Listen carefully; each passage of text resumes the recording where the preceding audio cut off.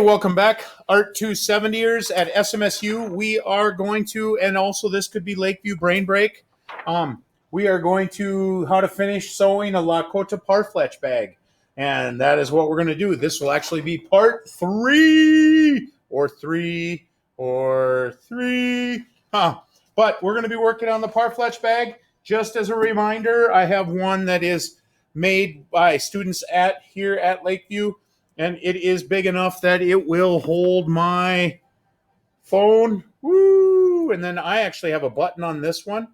But we sewed on our embroidered patch with zombie stitch. And then we used blanket stitch all around the outside. Now, we're going to do this one a little different. This one was done with the SMSU students.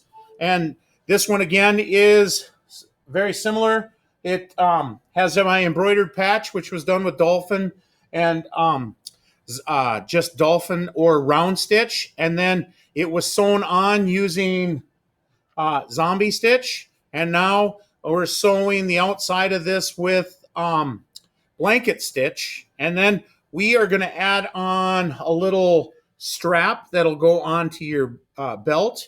And then we're going to add on also a drawstring. So with that in mind, I have another one sitting here.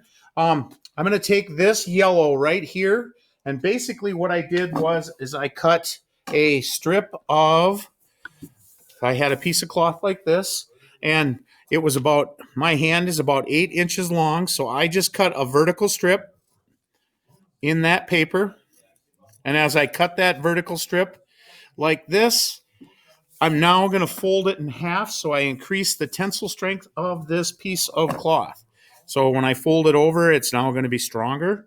I'm going to sew that onto the back about just above halfway and above and slightly below. Now, I need to sew this on before it attaches, before I sew this all together. So I'm going to use my blue here. I'm going to start on the inside. I'm going to put my I'm going to flip this around and put my folded edge at the top, and I'm going to go with this at the bottom. Now, I'm going to go in, and I'm just going to use round stitch again. So now I'm going to pull my string all the way through, make sure that I got my knot on the inside, and now the dolphin goes back into the water. I pull the dolphin through. Now the dolphin's going to come back out of the water. And I'm just going to repeat this all the way along. And then I'm going to do that until I get all the way across. And I just keep making sure that I don't have a knot forming on any of my sides. And then once I get to the end, I'm going to make sure that it's extra strong. So then now I'm going to do zombie stitch. And I'm going to go zombie stitch on the way back. So, as you can see, here comes my zombie stitch. And zombie stitch, again, as a reminder, looks like if you had sewn a zombie's arm back on. All right, I've got my zombie stitch and my round stitch, and I'm going to finish this off by tying a knot at the end. The rabbit goes around the tree stump, over the root and through the hole, and I make that knot. Then I'm going to cut that off. Then I'm going to tie another knot. The rabbit goes around the tree stump, over the root and through the hole.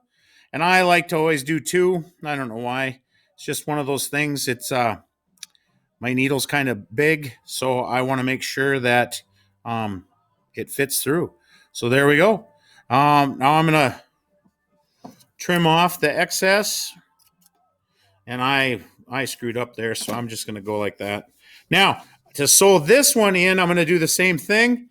I'm going to go here, and I'm going to repeat the same process. I'm going to go round stitch. It goes in, and the dolphin goes back into the water. Oops, and look at that. I pulled wrong, so then I get a little bit of a knot. The dolphin went back into the water. Here he comes. The dolphin comes out of the water. And now the dolphin is going back into the water. The dolphin goes out. And then I'll finish this off by doing zombie stitch. All right, now I have attached, and I did dolphin stitch or round stitch, and I did zombie stitch, and now it is attached.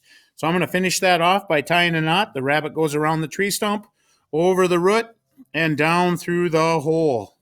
And I got caught there, so that's going to make a mess of my knot. So, yep, look at that. So I'm going to redo the knot. And I'm going to come back over here, try to make sure it doesn't get caught this time. And then I'm going to pull that knot down towards the bottom. And then, yeah. So now I have my attached, and I'm going to add a drawstring. So to add the drawstring, there's a couple of things I need to do first. One, I'm going to make a string. So I'm going to take a large sheet of cloth, and I'm going to make a vertical cut about the size of my finger. And I'm going to go all the way the length of the cloth. And as I get to the end, I'm going to stop right about there. Then I'm going to flip the whole cloth over, and I'm going to make the same cut going this way. Now I could make a really long rope from one piece of cloth like this. A long time ago, I saw this in a lore book on how to make Lakota clothes and things of that nature.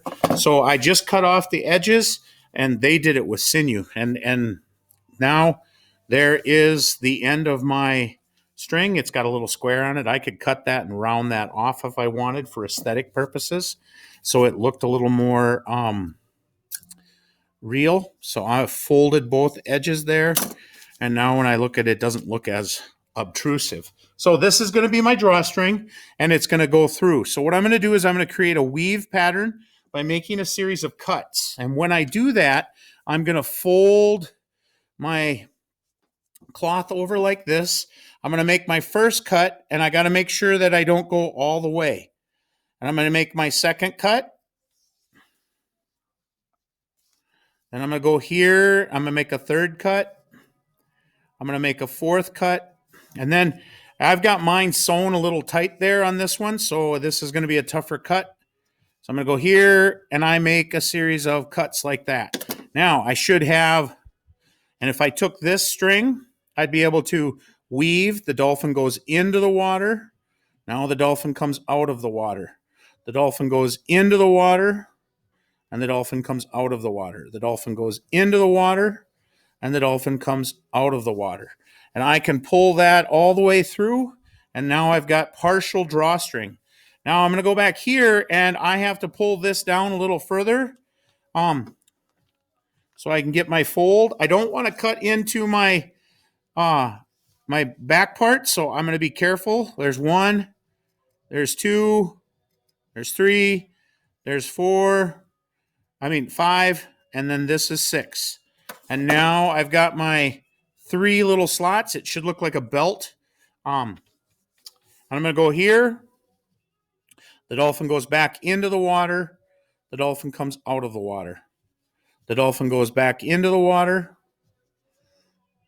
And the dolphin comes back out of the water. Now, some people they'll put a stitching on those, on our little belt loops.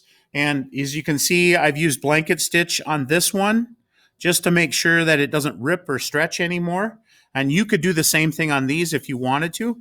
But now when I put this together, and when this is all sewn together, all I have to do is pull tight, and now it will pull close. And I could stretch it that way. Now, I could also do this same thing. I could take... and I could sew, if I wanted, instead of doing this on the back as a belt loop, I could actually sew 2 more pieces together, and then it would be a strap that hung over.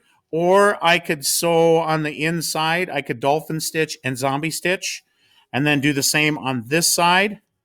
And now I have like a purse, and it would hang around my neck. So that's how we're going to finish Um,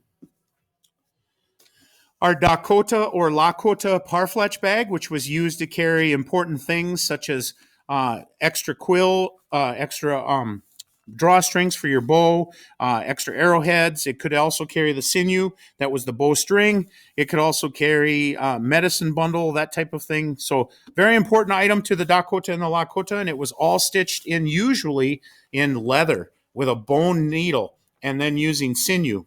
But nowadays we don't use those materials. We got felt, and this is an easy project to make, and it's a lot of fun. And I hope that you thoroughly enjoyed making your Parfleche bag. And just one more last look at it with its drawstring, and good luck.